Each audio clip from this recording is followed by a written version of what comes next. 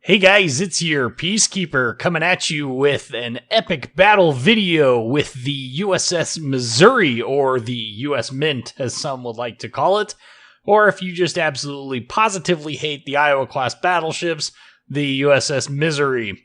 Of course, the Missouri is a fantastic ship, and I absolutely adore this, and it was worth every single penny, both real and in-game, that I paid for it. And all the free XP, if you still haven't picked one of these ships up and you're sitting on the fence, if you like the way the Iowa plays, you need to pick one up. It is just a fantastic ship, as is Iowa, and it has the most insane credit printing ability I have ever seen. This battle is 170,000 damage, and it kind of starts off real slow. This is on one of my least favorite maps, Mountain Range. And unfortunately, this map lacks the cover that I usually like to go hide and play in. However, these islands off to the, well, it would be our right on the map left, they are good cover spots for most ships. And, well, I'm going to go play over there, at least start to head that way. That way, if I needed to bug out of the situation here at A, I can do so with cover to cover my retreat. Of course, this is my concealment build, Missouri, and this battle is actually pre 0.6.0, but not much has changed in the build. It's basically the same exact build with the current patch as it was back then, and there have been no other changes to Missouri since that patch has come out. Now, while we're talking about patches, as many of you I'm sure saw, the U.S. battleships, the Montana, Iowa, and hopefully the Missouri, are going to supposedly be looked at for possibly patch 0.6.4 for finding ways to either reduce the Citadel height or I don't know, Wargaming was looking at balancing them better so that they perform slightly better.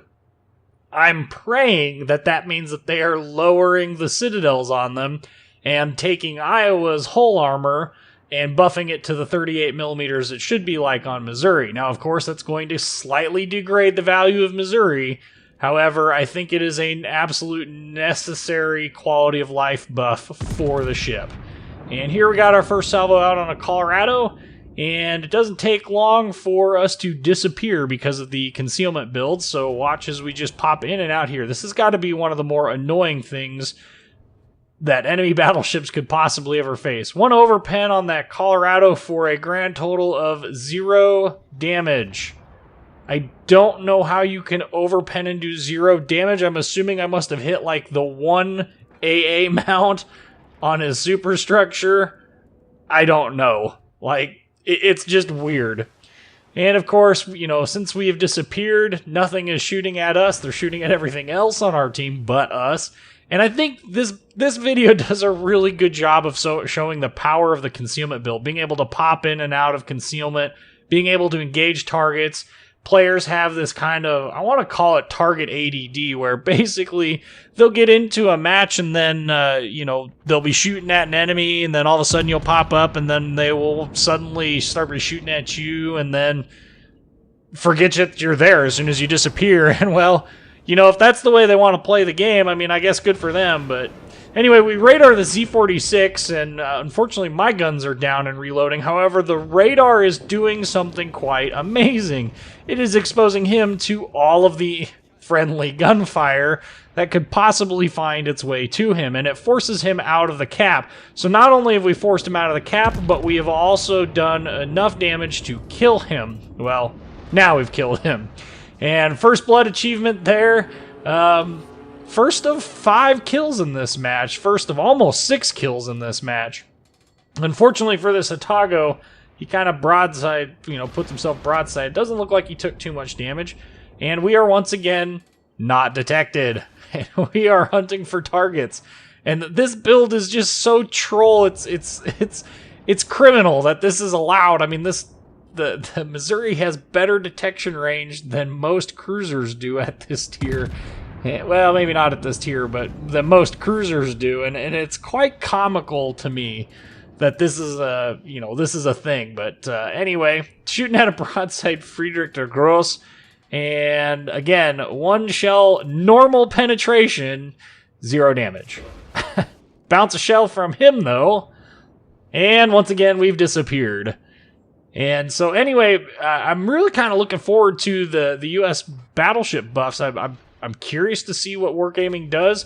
I'm very curious to know what water Wargaming has been drinking, because as of late, it seems like a lot of U.S. ships are getting buffed. And I am not complaining. If there is one nation in this game that has been consistently underperforming across all 4 servers, it is most definitely the U.S. Navy ships. And that's not to say that these ships are bad or have particularly bad well, correction. There are cruisers in the cruiser line that I still do not care for. The Des Moines is one of them. There's a big hit. 16k off that Friedrich der Gross. The Des Moines is one of those cruisers I don't particularly care for, but, hey, it is what it is. And, nope, Colorado just missed us. And we are once again completely disappeared. Go ahead and shoot at this North Carolina. He's given us a pretty good broadside profile. I'm hoping that those shots will find their way to him. And an overpen. Enough to reset the cap, though, which is good. Delays their points. And I don't particularly care for the way the Des Moines plays. I find the Baltimore actually to play better for me, which is interesting. And I think it has more to do with the fact that you're more likely to see low, tier 9 being the top tier. Tier 10 is the top tier, so you don't have to worry about being over-tiered at Tier 10, but the problem is all the ships at Tier 10 are so lethal. And once again, this is what I'm talking about with the ADD of captains at this tier, and with the stealth build, they just completely ignore that you're there, and then you promptly take 22,410 hit points off of them, leaving them with basically half their hit point pool. And then, by the time they get all their guns back and targeted on you after they've made their maneuver, you just disappear. Now, we didn't disappear because he was still within our detection range, but now that he's out of it, well, I'm gone. And now I'm free to choose whatever target I want to shoot again. And this is definitely different. The first part of this started off very much like how you'll see some people play the Iowa with that very bow-forward meta, and I don't particularly care for that play style. I find it a bit boring and laborious, but this gameplay style, being able to reposition, and of course with Iowa and Missouri, you've got that top speed advantage. Oh, Mioke, nope. Searching for a broadside target, we got ourselves a New Orleans opening up. So let's see if we can't put some rounds into that New Orleans. He also just popped into our detection range. And, well, 7k. No Citadel. Just one normal pen and 2 overpens. I can't argue too much with that. I mean, well, I guess I can. I can complain about it all I want, but, when it comes down to it, sometimes you just kind of get screwed by dispersion. I think that was definitely one of those cases. Now, if you look on the minimap, this North Carolina is once again broadside to us, and we are once again stealthed up. We are going to anticipate his maneuvers. You can see we cut our speed real quick there to try and get on the inside of this island here at C and D5. And there's 9k off of that North Carolina. 2 normal penetrations and a shell shatter. And we have once again, well, as soon as this Hipper gets out of our detection range, we will disappear once again. And this leaves us in a very, very interesting position. And one of the strong suits of the U.S. battleship line is being able to, put yourself in to positions where enemies are broadside to you. And I kind of alluded to this there's another Citadel on the North Carolina, 16,200 damage between the Citadel hit and 2 overpens. I kind of alluded to this in the Colorado video, and I drove the point home in the How to Play Montana video. The U.S. battleships, you have to play them in such a manner where you put yourself in locations to take advantage of broadside ships. And that's exactly what I've done here. Now, a lot of people are going to say, well, but, Peacekeeper, you've basically taken yourself out of the fight. Have I? Yeah, the Missouri is really, really strong in that 12 to 15k range, and really it's best in that sub 13k range, where the guns are just so stupid accurate. And we're playing a little bit more of the long-range game here because we're down on ships, we're down on points, we're down on caps. I'm trying to maximize how many targets I have that are broadside to me that I can go ahead and shoot at and hopefully kill. Now we got ourselves a New Orleans that's opening up to us. We're going to try it once again. This New Orleans was particularly lucky the last time I shot at him, so we'll shoot at him this time and pray that he decides to eat some lovely, lovely citadels. And there they are. Well, there it is. And once again, Dev struck him, took just over half his hit points away. That is our second kill. We've added Dev Strike to our list of heroic achievements for this match. And we got Friedrich off in the distance, North Carolina. Those are really the only two battleships that are really within range of us. There's a Colorado and an Iowa off to our left. We'll go ahead and put some shots out on that shores there. And... what? Apparently I just barely shot those just a little short, and he managed to escape what should have been another kill. And that shot was clustered so tight that had he not, if his rudder would have delayed even a fraction of a second, we'd be looking at another kill ribbon. But the power of the stealth build comes up, and we are once again taking advantage of broadside ships. You can see we are losing ships, and we are still down on ships, still down on cap points, and... well, 6K, basically. We're up to 105,000 damage. We are struggling to put points on the board here. And we are down by over 200 points. We've got a cruiser up here, this York, that is pushing in with me. And God bless him for coming through, because, I was really getting kind of concerned that I wouldn't get any assistance at all from any of these guys. And we're kind of fishing around for targets because, let's face it, none of these targets are presenting really good targets of opportunity, or they're in a position where they're going to rapidly get taken out. Maybe this Friedrich der Grosse will avoid those torpedoes? No. Okay, so he's dead. We're detected by the shores here that we didn't manage to kill. Maybe Hipper? No, he's turning away. We don't want to waste our thing on that. Okay, fine. We'll go see what we can do about the shores then. We're going to see if we can't... what is he doing? Oh, okay, well, you know what, shores? I hope you accept my 16-inch packages. Yep, and you do for the kill. And we are now broadside to the the North Carolina that's still alive down there. And the last thing I want to do is sit broadside to another U.S. battleship, and stealth build kicks in and we disappear. And it's such an awesome feeling to just pop in and out, because they never know exactly where you are, especially in a ship like the Missouri or the Iowa that has so much speed. With 33 knots, you can really, even if you're popping in and out and you're capping points and stuff, you can really just disappear in and out of their visual range and just punish them, especially if you can hover into that 12K to 13K range and above. And you put yourself in positions like this where, well, look, I got a broadside Colorado, or nearly broadside Colorado anyway, and, well, I kind of screwed up. I ruddered over too much. He's moving the other way, and well, we only get the one shell impact for 4,500 damage, at least in that salvo. Fire off that other gun that didn't get shot. We are turning ourselves to Cap B. And there was a pretty big hit. Didn't quite catch the damage number, but it was pretty good sized. And their Iowa is there. Man, had that been AP, I think this would have been a slightly different ball game. But this Iowa is currently shooting HE at me, and I have no reason to understand why he is shooting HE at me.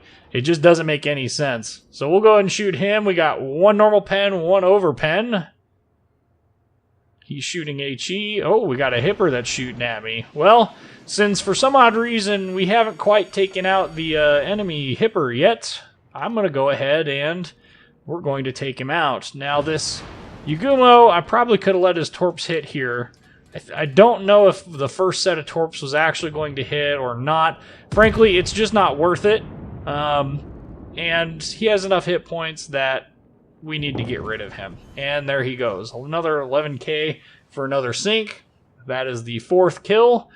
And we are fishing for kill number 5. We got a Colorado and an Iowa to choose from that are visible. And there is a Benson hanging around somewhere. This Iowa is really more of a threat, although he is shooting HE at me. Ooh, torpedoes there from the Hipper. He is still shooting HE at me. And at this point, I don't know what he's thinking, and I'm the type of person that I can't let it go. I really just cannot let it go. The fire goes out, those torps don't go. We need to get rid of that spotting plane. Down it goes. Colorado gets 4K on us. Again, the Iowa is still shooting HE. We've disappeared now, so we've got a considerable advantage here. I can take some time and really figure out what to do. We'll max our rudder over to the left, and we'll let that other Iowa know that he should probably switch to AP, especially since basically I was sitting broadside. I was waiting for it. I was honestly waiting for the AP shells to come in, and they just never came.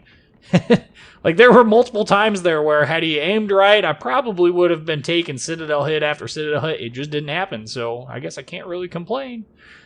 So we are ahead of them in ships. Got detected. Colorado shot at another target, so we'll go ahead and we'll shoot at him. And basically 12K. Oh, he shot at the other Missouri. And before somebody comments, yes, that is another STW. That's another Sun Tzu Warrior clan member. But we were not in division and we were not in TeamSpeak together during this battle. It wasn't until after this battle that we divvied up. So before somebody starts accusing me of oh, well, you had the help of, your teammate there to help do that. No, not so much. So this Iowa is presenting a very good profile to get Citadel'd. And it's kind of hard to pick where to really put it at this because he's moving so slow. I don't know what he's doing. I don't know if he's backing up, if he's going forward. And then I lose sight of him, so I don't really have any idea where he's going. Well, we only got one shell hit that penetrated, a normal penetration. And, well, now where is he? Pop our radar. We got radar on this thing. It goes out to like 9.8 some odd kilometers. We're moving towards him at a rather brisk 19 knots. He's the only target we have to worry about. That Benson, who knows where he is? He was last seen way up north. So the chances of his torpedoes coming in anytime soon are pretty slim to none. And we are doing some good work, and we are about ready to take over this game. Now, we're detected by aircraft, which is really rather annoying, but he is, again, shooting HE. And in this case, HE wasn't a bad choice. And that was actually, okay, so there is high caliber and about 6K. When you've got a ship that's bow on and you've got the time to load it in, by all means, feel free to load the HE, but honestly, HE is so hit and miss. Another 6,700 damage. HE is so hit and miss when the enemy ships are broadside to you. There's really just no reason not to shoot AP. And again, he started me on fire. So I got 2 fires going, and down he goes. So there's our Kraken. 169,383 damage. First blood, dev strike, high caliber Kraken. And of course, this Benson popped up because of the radar as it was ending there and got popped by our Yagumo. I was hoping he would actually get this guy and kill him. Okay, maybe I can kill him. We'll go ahead and shoot him. Surely he's not going to survive that salvo. Oh, well, I missed 2. Well, this sucks. Now, those 2 fires, well, it's going to kind of come back to bite me in the butt here. Because those 2 fires that I had that I put out, well, you'll see here in a minute. Yep, those are torpedoes from that Benson. Yep, that was a torpedo hitting me. Interestingly enough, not a whole lot of damage. I don't know what torpedoes that Benson was running, but Benson torps usually hit for more than that. The Missouri doesn't have particularly good bulge armor. I think the damage reduction is, mid-20s, mid to high 20s, maybe low 30s at the most. So not a huge amount of damage reduction, but those torps usually hit pretty hard. So I don't know if maybe he was running the stock ones. Getting close. I got 2 seconds to pop the radar, and then the game ends. We hit 1,000 points. What a buzzkill. I wanted that 6th kill. I could feel it coming. 169,383 damage, 10,460 XP again. Kraken, Dev Strike, High Caliber, First Blood, 2,286 base XP. There's the detailed report. And of course, the screen you all want to see, which is credits. 616,394 credits and over 10,000 captain experience from that one battle. Anyway, I hope you guys really enjoyed this video. I really enjoy the Missouri. I've said that in the Missouri review video, and it just continues to print games like this. Anyway, you guys know the drill. Like, comment, subscribe, and thank you for watching.